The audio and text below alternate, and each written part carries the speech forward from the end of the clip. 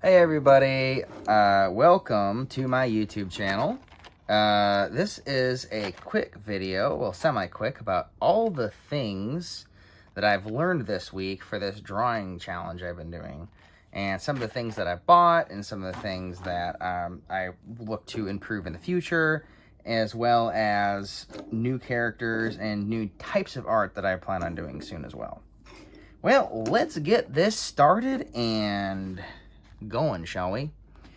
So I went to the good old 99-cent, well, $1.25, and bought this notebook, this sketchbook, as soon as I kind of realized I wanted to try to do art. So basically, I've always kind of been interested in art, but I've never really done it because I was like, it's too hard, it's going to take me too long to get good, and, I don't have time for this. Like, people spend years learning art, and so I always kind of like psyched myself out of it. And this time I said, well, screw it. At least I could, make like a YouTube series out of it and like get, content out of it. And so yeah, I bought this notebook, and first challenge I did was the Attack Titan from Attack on Titan. Honestly, I think this actually could have even been better than this, a lot better. But I just tried to exactly copy kind of like the screenshot I was looking at.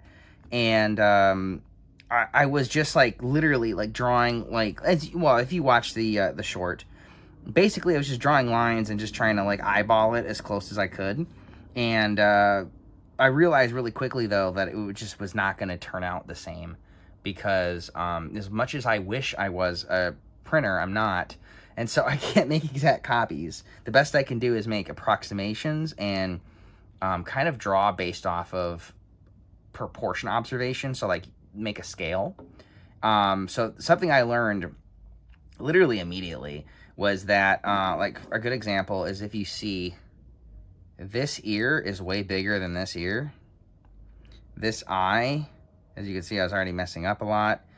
Its elevation doesn't quite perfectly match. There's a little bit of an increase, and there's, right? But the way that he's turning, it should be the opposite. This eye should be slightly more elevated, and it should be slightly bigger, because, right, his jaw and cheek are supposed to be going this way. And it actually seems like he's tilted, but, like, not. But he's not, right? He should be...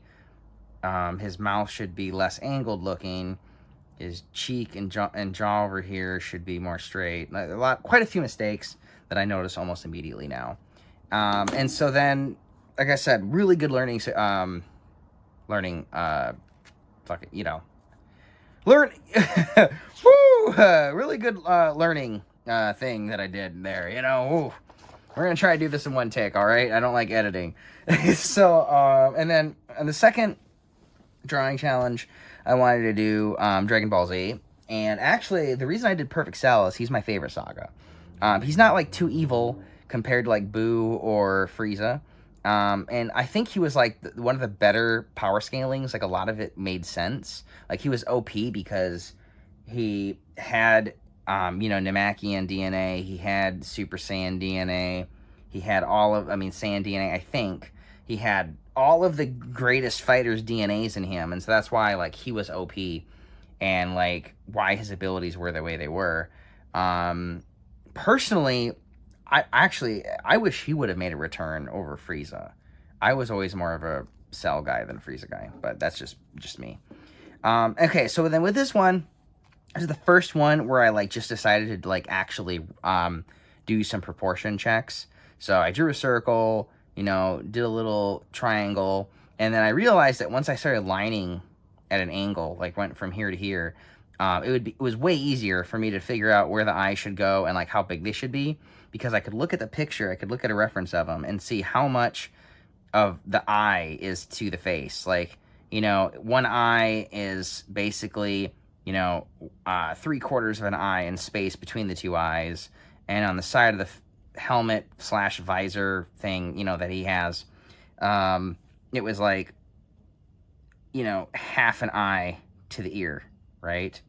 On both sides. Now, where I messed up this time is I didn't consider trying to draw perspective boxes for the ears. So if you look, this ear is wildly different and bigger than this ear, right? This ear is more compact, and this ear is considerably bigger. Again, it was just with the ears. I don't know why. But then when it came to the body, I was actually paying more attention to the perspectives and the overall scale. And so that's why this neckline and everything is still kind of even. Obviously, this is a little bit more sloped. It could be like a little bit like this, a couple more millimeters bigger, a little bit more curved, and it would match more. But like overall, nothing like too noticeable. And then with this, I wanted to like really try getting the shading and the detailing, and I think it turned out pretty good, considering it was my second, drawing ever. But yeah, I mean, I think this guy, what I learned was that everything kind of needs perspective reference or a perspective box, especially if it's going to have detail. Like you have to get the scaffolding right, because the human brain is just not that amazing at eyeballing scale. It just isn't. It'll really make it wonky. I don't know if that's the right word, if that even is a word, but yeah, it kind of just does not end up looking great unless, of course, you do those fundamentals first. And then we got our image 3 here, which is the good old Furion mem. Now, this mem was actually a drawing challenge still, because what I wanted to do is I wanted to see if I was getting better at copying things that made sense, could I copy something that didn't make any sense to me, right? And to be honest, no, I actually did not do a very good job with this. Now, it still looks the same to anyone, but if you're an artist and you have more of a trained eye, this ear swoop is way off. It should have been more of this angle, like right here. The angle should have been. Didn't really want to mark on it too much, but whatever. The ear should have been over here, and it should have been a little bigger, I think, and it should have swooped more at this angle. This should have popped out more. This chin actually was a little bit more angled over here, and then this eye was lower. Those are like the big ones that I remember. There's like quite a bit that's completely different, but overall, it's incredibly hard to like just copy without using like a solid amount of perspective reference. Like without building the basic shapes first, it's just very hard to make something match. Okay, but yeah, so I definitely learned that in a weird way, things that are not as standard are actually harder to copy than things that are more standardized. And then this one I did not make a video of. This was just simply me dicking around and trying to make another Furion image. Just where like I wanted to actually tilt the head up to the side and just like she's crying, and I had a cool idea where I was gonna like do rain and like have it raining, and then I was like messing up this up. Actually, funny enough, this is like the exact reason that I ended up buying these, was so I could fix this type of shit. There you go. I have to put a couple layers on, but there we go. Now I can actually fix it. Yeah, there we go. Obviously, it doesn't look perfect. It's still white. But if I were to reshade and try and make it where it was more like, it would blend in pretty well, actually. Yeah, I got some of these white pens. Actually, I didn't really do it to like cover up mistakes with pen like this. I did it mostly so I could do highlights, because people were asking me to draw things in the comments that just weren't really that easy to draw with standard pen and paper, because the way that they're layered is they did like shadows on top and base layer, and then they put highlights on top of that. And the only way you can do that on pen and paper is with a gel pen. You just cannot like erase that fine detail on some of these. So if I was going to draw these later, I was like, all right, I need to have some sort of white pen. And I don't even get a chance to use it. The only time I got to use it is on the very last one, which is the Gachiaku. I believe that's the name you pronounce it. And that was literally there just so I could like fix some pen bleeding, which is another reason I got these bad boys, which we'll get to later. All right, and so yeah, and then after and this taught me a lot of things. I made this up These were just like a couple random photos of Furion, and I did end up just making this completely from the imagination. I don't think it turned out too bad, actually, considering that it just came from my head. Alright, now this is the first true try-hard image I did, okay? And surprisingly, I only spent about 1 hour and 30 minutes on it. You can tell because a lot of the shading, like over here in the hair, the line work is extremely rough and not polished. Now, it does give it its own, like, aesthetic, you could say. However, if you're talking strict, like, on a strict basis of me trying my hardest and doing everything I can in order to make the art look professional, very sloppy in that regard. Like, the line work in the hair is very messy, but I still tried really hard to make sure the proportions were good, that he really looked like the character, and, Gyutaro? I think it's Gyutaro, yeah. And I could be wrong, but I think that's how you say it. Like I said, I'm just winging this video. And so, yeah, I mean, I loved it that I was able to kind of experiment with movement lines, because I've always seen those in, like, comic books, and I never really got a chance to, like, actually do them myself. And as you can see, though, because I was just trying to kind of copy a reference frame, but, like, also at the same time do it my own way, it kind of doesn't make sense, because this is all movement flared, and then you see a little bit over here, like a tiny bit, and then there's just nothing. And technically, if he's moving his hand and his face around, there'd be a couple in the hair. Maybe the lines on his face would be a little blurred. So I didn't really, like, add movement flare to, like, the entire image, just, like, the hand. And I still think it looks good, but obviously not as, like, artistically perfect as it could be. And you can also see where I made some mistakes with my line work on this guy, but it's not that bad. It's just like, I notice it, of course, because, I'm very critical of myself. And then we go to Geto. So, Suguru Geto, I believe, is the name from Jujutsu Kaisen. Honestly, one of my favorite animes that's newer, to be honest. What's really funny about this, though, is the way that I shaded this confuses my eyes all the time. So this is obviously a shoulder line and his hair behind it, but for some reason, because I absolutely put no pencil lines over here, sometimes I'm looking at it and I think, like, it doesn't look right. Like, it's just like a hair, and then all of a sudden there's, like, this.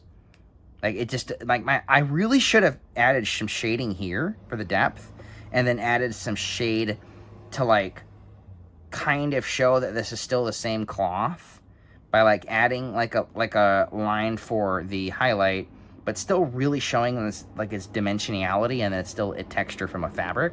And then that way you would have known that more easily, this is the shoulder, right? And then that's where the hair is coming out. This also was, like, the other, like, the first one where I said, I'm not gonna, I saw what I did wrong with Gyutaro.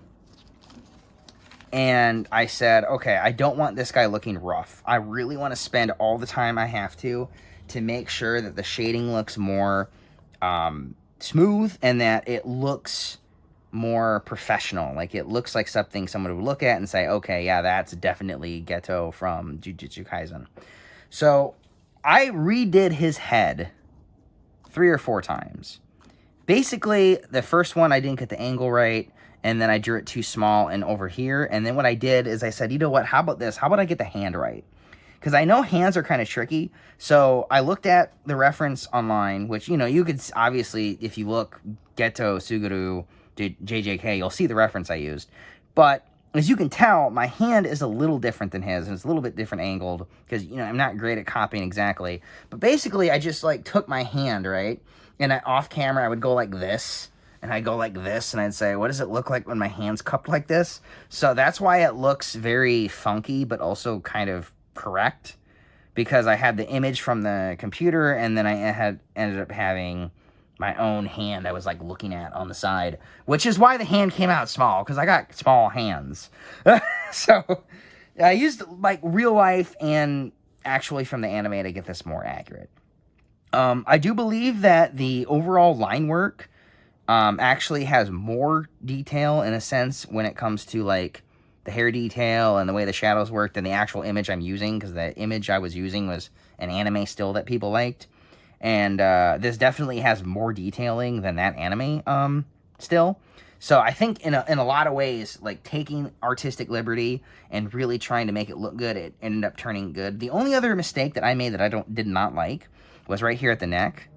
Okay, so in the original screenshot, his head is lower rested on his neck. And so you don't really see as much of his neck. But the way that I drew it and the way that I ended up flowing in the flow state, as they say as an artist, I ended up making him a little bit more like relaxed on the shoulders. Like he was more relaxed sitting there with his head than the way that the anime portrayed it in that still. So I ended up adding more neck. But this side, originally, right, it's higher, like right here, and you just see this peak of his neck. And so I said, since the shoulder's now lower, I have to compensate for that and show more of the neck. And I just really couldn't make up my mind where to do it. And so it ended up being overly swiped. Basically, what I should have done is I should have had neck maybe visible here, right? Like more of a direct line. So from here connecting all the way down. So straighter, showing that much. And then here, it would have been a little bit more angled. And then you would have clearly seen that that's his neck being rested. And then hidden would have been this fabric going behind that neckline a little bit more clearly. And I think that would have been a better perspective, and it would have made the image look more, it would have been more ease on the eyes. Like it would have been like, okay, this looks more proportionally correct. But honestly, like I said, small hands like me and the neck, one neckline. I think overall though, right, the angle's pretty good. I mean, there's a slight mistake on this eye. Yeah, a slight mistake on that eye, and the angle right here on the nose. Maybe this could have been a little lower, but like overall it was pretty good. And I had to use those notebooks to like make sure I got the angle right, because it's the first time I was drawing anything at an angle. But overall, kind of good. Obviously, this was a nightmare. I still don't know how long I'm gonna have to do art before I could draw something as intricate as his little sash. The details on his golden sash, but you know, whatever. We'll tackle that another day, I suppose. Next up is Amelia, and well, this was my day 6 challenge, I believe, and I think it went pretty well. This was the first one where I wanted to experiment not doing the line work, because at the time I didn't have these manga pens. To be honest, I'm glad I didn't, because I definitely think her line work was a little too fine. Also with this image, I specifically wanted to do a little bit more experimentation and kind of see if I could create something based off of just my imagination and without a direct frame to reference. So basically in the image in which I used as a reference, her hair was a lot more wild, like it was a lot more voluminous, because it's like a still frame of when her hair was whipping from the wind. And so her hair really came out to like over here, and the angles were just a lot more extreme, and it just didn't look good as a standalone image. And then there was these flares and these areas that were completely blocked off. Like there was a flare here, a flare here. There was her ice sword that was covering half of her face and all of this. So I had to completely just go off of a couple other references from other scenes in the anime to kind of like build around it and to think and to make it in a way that I thought it would look if those flares and the sword wasn't there. You could see where I made a couple mistakes, like this sleeve does not match this sleeve.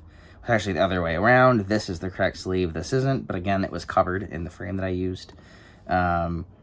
I just basically mirrored what I saw on this side, Still think it looked pretty good, actually. Like I said, this was like the first one where I like really went off of like my imagination and said, I want to make sure that I can draw the character, understand the character, and build on top of the reference I'm using. And I think overall, I did really well.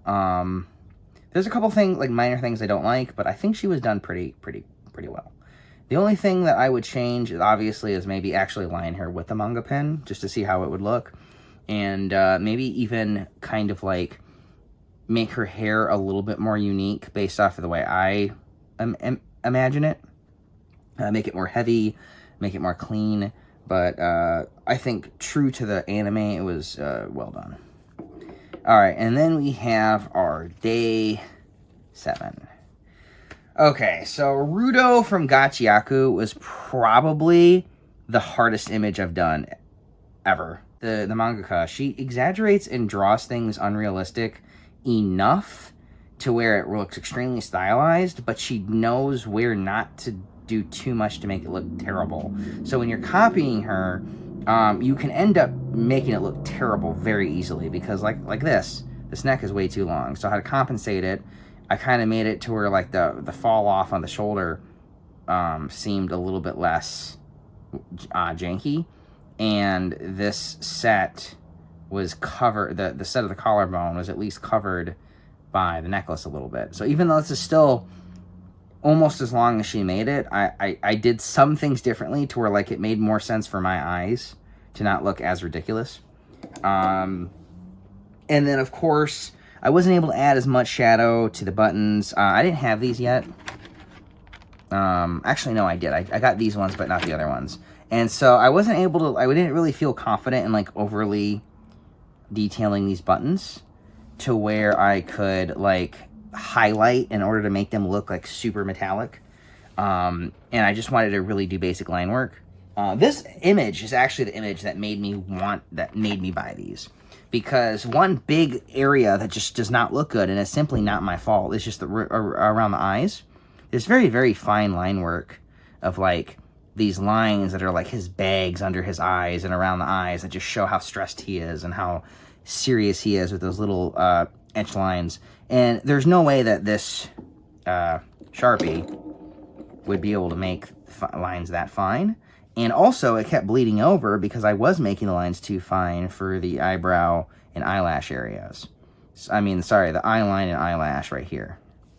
So definitely decided, like, if I was ever going to do pen and paper again, I needed to get an actual professional manga pen set. These are ridiculous. These are like $30, and like all these are like $10, $15 each. I had to spend like $70 on art supplies simply so I could like not do trash black and white. Again, like a real artist can do almost anything, but the issue is I'd have to scale up the drawing a lot. I have very small hands, and you can even see that this is a very small notebook because I got it from the, dollar store. And this thing is like very small compared to this. Now, this is an old notebook that I had that I didn't actually ever use, but it's the only one I have, and I just kind of wanted to like have a dedicated, I want to have a dedicated sketch pad specifically for the YouTube challenge, and then something where I could do like off-screen practice. Because, like, again, these was, like, me realizing where I made mistakes and then trying to adjust, trying to, like, I was doing it where I was, like, sketching this so fast. Like, I worked on both of these less than 5 minutes each, like, 3 minutes maybe. This one, I put a little bit more time in just trying to figure out where certain things were. Again, though, less than 5 minutes. This was just me, like, hey, more chin equals mature, more cute. How do I get this depth off for the eyes? Like, it wasn't meant to look good. It was meant to make sense to me so I could draw better in the future. And, yeah, so next week, I'm going to be doing digital art, actually. We won't be doing pen and paper again for another week or two. I'm going to be going like this. I'm going to be doing this week, pen and paper. Next week, going to be digital. The week after that's going to be pen and paper with some color. So like we'll do Satoru Gojo and we'll like highlight his eyes, right? So he'll like that pose where he's like up in the air floating from that movie. And then we'll do like another one where it'll be like a character that has like a really emphasis of a color. And this way I can get better at blending marker colors and colored pencils to where it will actually look better and like will look because the thing is, to go from contrast to go to color is actually a really big leap. And I might be good at artist, maybe getting better at line work and figuring out perspective and proportions, etc. But I still don't know anything about color theory. So I'm going to have to learn the slow way. I have to add color in gradually to keep the quality of the work higher. But yeah, I hope you guys enjoyed the video and my little explanations about what I learned. You know, like I said, the thing I really learned about this is if the image itself doesn't make sense, it's okay. Follow what you know, and I do know a little bit about real life perspective because I live in the real world, and I drew what made sense to me so I could break it down and like end up having an image that I liked more because I knew how to draw it. I hope you guys enjoyed. Please like, comment, yeah, maybe subscribe, you know, if you really did enjoy it and you're stuck around to the end. And, you know, every single time I do one of these shorts challenges, give me a suggestion in the comments of one that you'd like to see me draw next. And give me suggestions on things you'd like me to cover or do for the next week's long format video like this. Until next time, guys, see you later. Bye.